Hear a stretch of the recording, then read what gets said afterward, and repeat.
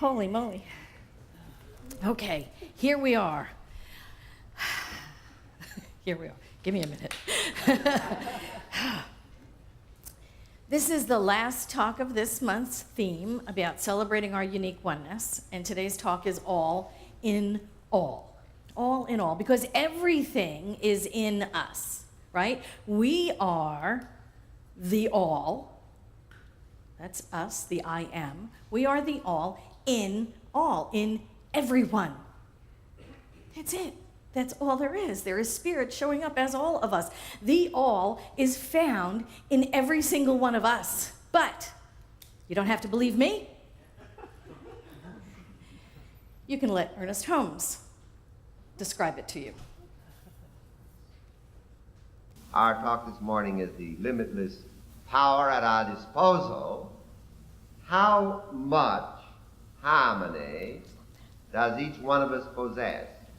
Theoretically, we possess all harmony. Actually, we have only as much to use as flows through us. Now, whatever the amount is that flows through of us, we can give all of it to everyone we meet, and it won't deplete the supply we have. It will tend to increase it, because the act of giving is the action of its flow through us, which tends to increase our inlet too. Got that? Yeah. I love that. We must proceed with the truth that all of it, he said, right? All of it, all of the qualities of God, the whole list up there, and more, right? And all those other words you can think of. All of it is found within each and every one of us. He said, theoretically, it is all, and then what did he say? Actually, it is as much as we can conceive of and embody and believe and demonstrate. There is one power, there's one presence, there is one life at our disposal, one universal intelligence. That one energy flows through everything, that flows through everything that is manifest. All things means all things, all human, all animal, all plant, all mineral, all molecule, all atom, all subatomic particle, all spaces between the particles. All means all. Everything is spirit, everything. In form and out of form, seeking to express itself or abandoning that expression and returning to non-form. We are it. We have access to it, all of it. We embody it. We use as much as we can demonstrate.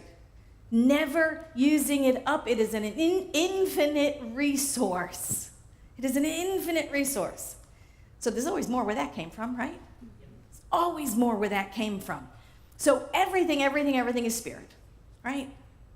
And that is found within us. The I am is a statement that we are some expression of the divine life of spirit. So say it, I am. Oh, say it with conviction. I am. I am the abundance of God.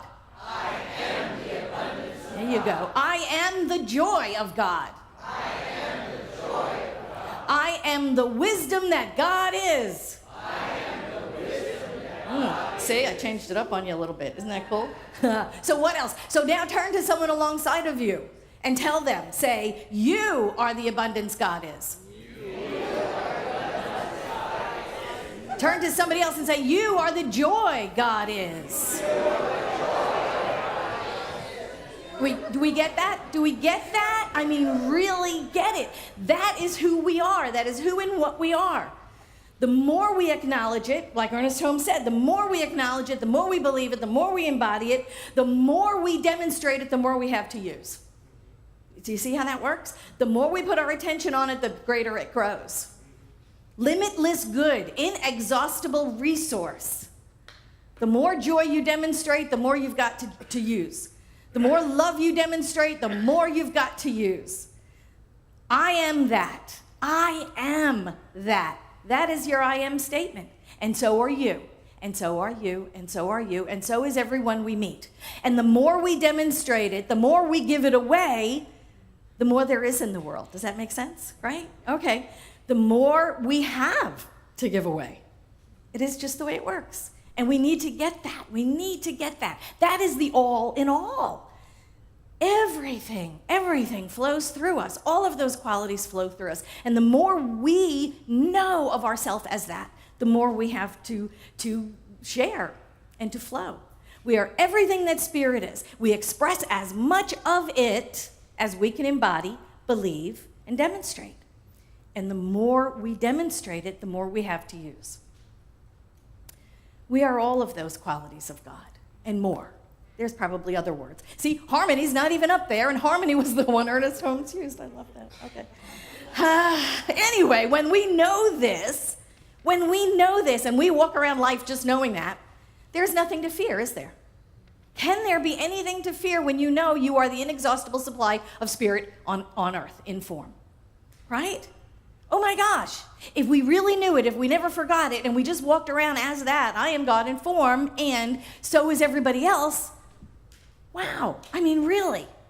We're all the same. We all spring from the same source. There is only the one life. It's God's life. It's individualizing temporarily as us, but it's really only God's life showing up in form all over the place. We're all the same. There's no reason to treat anybody else differently, is there?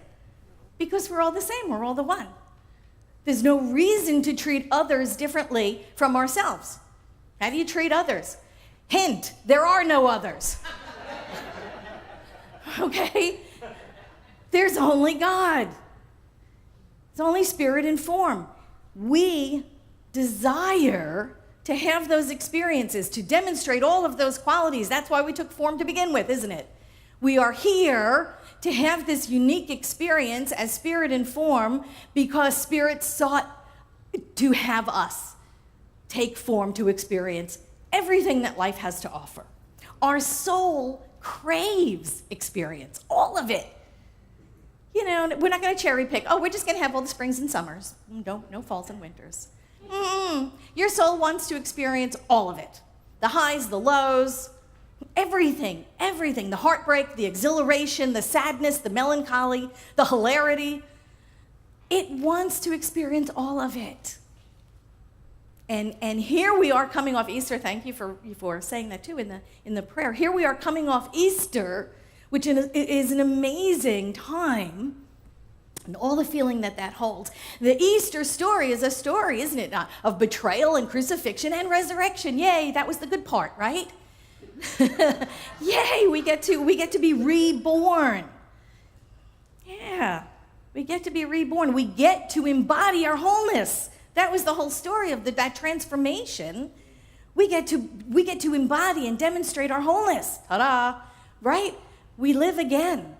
Richard Rohr said this. He said, Jesus the Christ in his crucifixion and resurrection summed up all things in himself. Everything in heaven and everything on earth.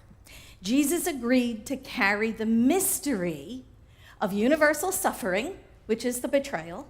He allowed it to change him. That's the resurrection. And also, it is hope, change us, so that we would be freed from the endless cycle of projecting our pain on others or remaining trapped inside of it. Right? That's the story of Easter. That's the transformational story. Great love and great suffering both transform us, don't they? Great love and great suffering both change us, grow us. Love changes us, suffering changes us. But they both ask the same question. What is ours to do? What is ours to do? What is ours to do when love shows up in our life, in our experience? What is ours to do when anger shows up in our life? Right? What position do you take? When you hear the crack of the bat, yeah, I know, I'm using a baseball analogy. Sorry. When you hear the crack of the bat, what is your position? Are you an outfielder? Are you a shortstop? Are you a first baseman? What is your position when anger shows up? Do you armor up? Do you fight back? Right? Do you get sarcastic and snarky? Somebody does. Do you laugh it off? right? Do you laugh it off? Do you make light of it? Do you get angry right back? Right? Attack, defend, attack, defend, attack, defend. You get into that dynamic. Because then what message are you broadcasting? We're all frequencies, right? We are all energy. That's what we started this talk with. We're all energy. We're all the one source. So what are we projecting when we project that? Where's your frequency? You know, anger's here. You know, love is there. You know, where is your frequency when you act out like that? Nikola Tesla said this. I love it. He said, crystals, I love this because I'm fond of crystals. Anyway, crystals are living beings at the beginning of creation. All things have a frequency and a vibration. God, that's amazing. Okay, so we are that. We have a frequency and we have a vibration. So when we're in the fighting back frequency, you know that's not as high, right? When we remember who we are and we know we are simply spirit in form. We're simply spirit having an experience. When we remember who we are, there is no question about our position. Our position is we are the presence of love, right? No matter what.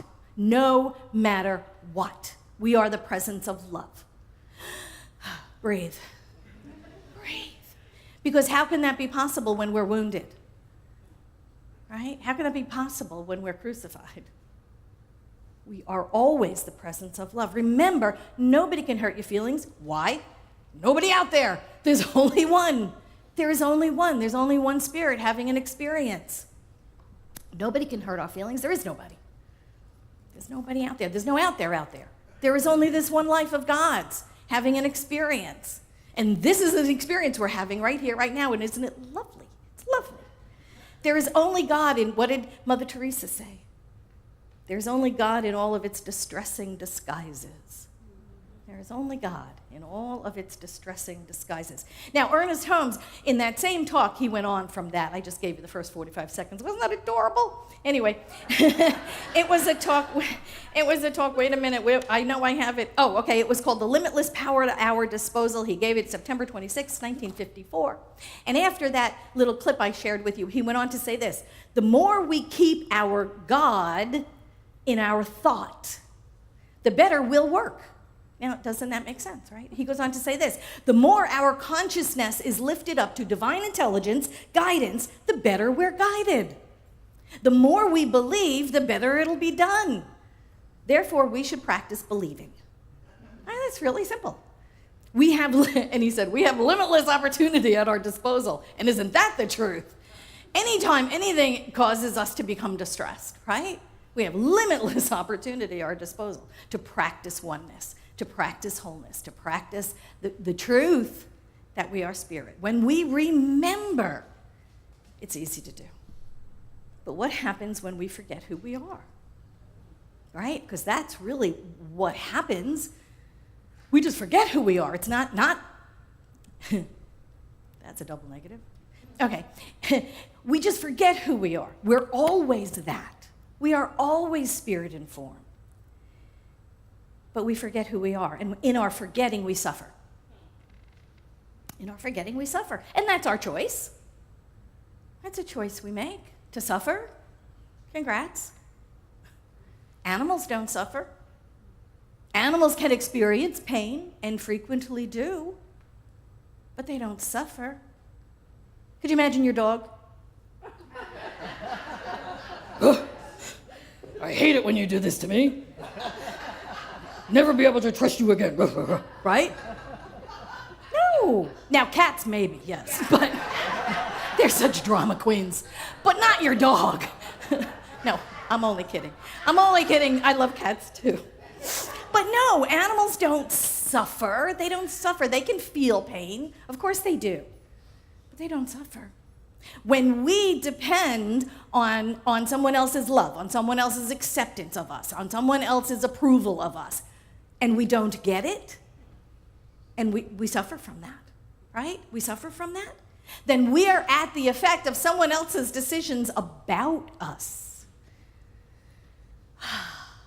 You know, there's just no getting out of that, you know, unless you take back your power. Yeah. You know, what is that book that Terry Cole Whitaker wrote, right? What you think of me is none of my business.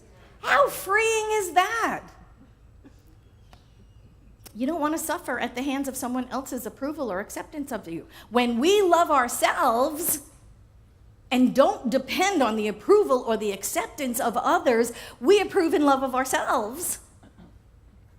That's really understanding who we are at a deeper level, right? Ernest Holmes said, hug yourself. Do this. Hug yourself. Hug yourself.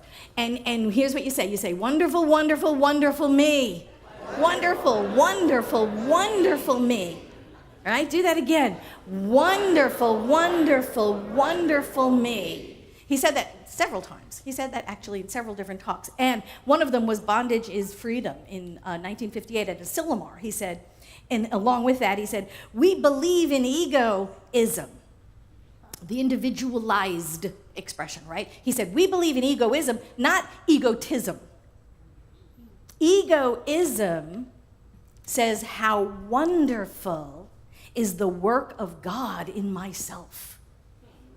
How wonderful is the work of God in myself. That's egoism. But when we're feeling the suffering of betrayal, we're feeling the false belief. There's something in there that is not the truth of us, causing us to suffer.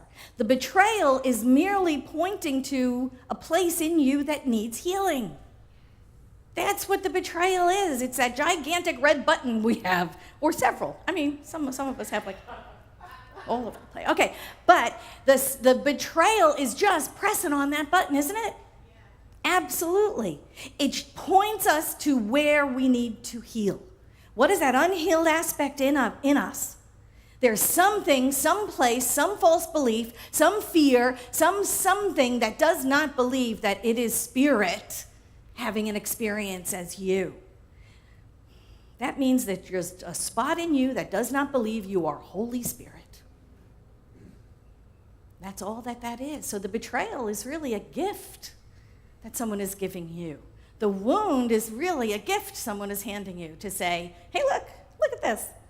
Right? Because it lights you up in some place that you may not have even known was a false belief in us that says, I'm not that. I'm not worthy. I'm not spirit. I'm whatever. And so we go within to find that false belief, identify the source of the sore spot, the button that got lit up but didn't get installed right then and there, right? It's been there for years probably because the button was there a long time. And somebody just came along and pressed it. And when we embody wholeness, there's no buttons. There's just no buttons. When we are embodying the truth of our being, when we are spirit and form, and we remember that we are, right? Accepting our wholeness means dismantling those buttons.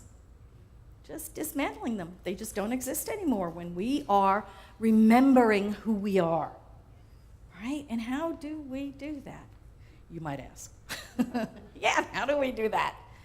When we have fallen into the illusion of separation, we have to journey back to the realization of our wholeness.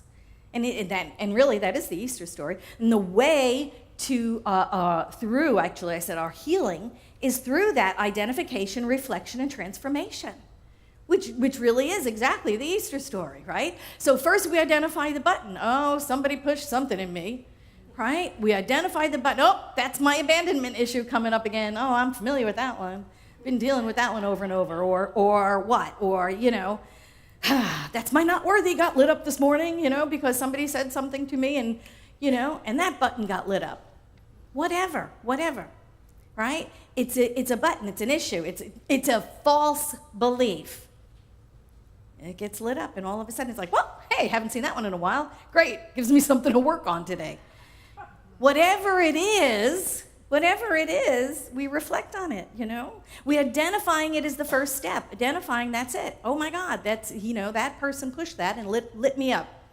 And then we get to reflect on that. Well, where did that come from? And you know what? Most of the time, they've come from long ago, haven't they? They've come from childhood. Some of them are even subconscious. Some of them we don't even know where they came from. They usually start in childhood. We lean into it. We identify it. When was the first time I remember feeling that way? What was the situation? How old was I? Is it the past? Is it the long past? Some of this stuff is pre-verbal. You don't even have words for it. You could be a baby in a crib listening to your parents screaming and yelling at each other, and you get a feeling, but you don't even have words for it, right? You just grow up thinking the world is unsafe. You don't have words for that. You're not going to remember that, but you're going to remember the feeling. So we transform that false belief, and we embrace the truth. And the truth is our wholeness, where we started from, right? All along. The fact that we're only spirit, that we're only spirit. There is nothing else about us but spirit. And we pray that wholeness into a demonstration. That's what we do. We meditate. We hear that still small voice. We move our feet in the direction of our greater good. We demonstrate our wholeness by the words we use, by the actions we take. We get back to where we've been all along. You know, the click in your heels 3-time thing? You know, there's no place like home. That's where we're going. We're going back there. We're going back to the truth that has been the truth of us all along, and we have forgotten it. Ernest Holmes in Thoughts Are Things, he said this: you are some part of the divine whole, and the power and the presence of spirit is in the word you speak. And that word instantly and perfectly and permanently reveals wholeness. Know that you are an individualization of spirit, the source of wholeness, love, reason, and intelligence. Empty yourself of everything that denies this. Yeah, you want me to say that again? Empty yourself of everything that denies this. Know that silently but effectively, the divine power of the invisible spirit is working in you right here and right now. We are the I am. We are the I am. And we are that all in all. And it is in every one of us. Thank you so much.